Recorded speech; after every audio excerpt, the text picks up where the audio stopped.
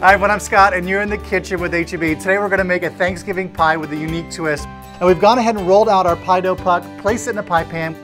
Now in the first bowl we're going to mix all of our pumpkin pie ingredients together. Blend those well. In the second bowl we're going to add all the Cheesecake Swirl ingredients. Now we're going to go ahead and pour the pumpkin mixture first into the prepared pie dough, followed by the Cheesecake Swirl. And all we're going to do is swirl the cheesecake filling here. Bake that until it's set. Let it cool, serve, super simple. For these and other great recipes, go to our website, heb.com/recipes.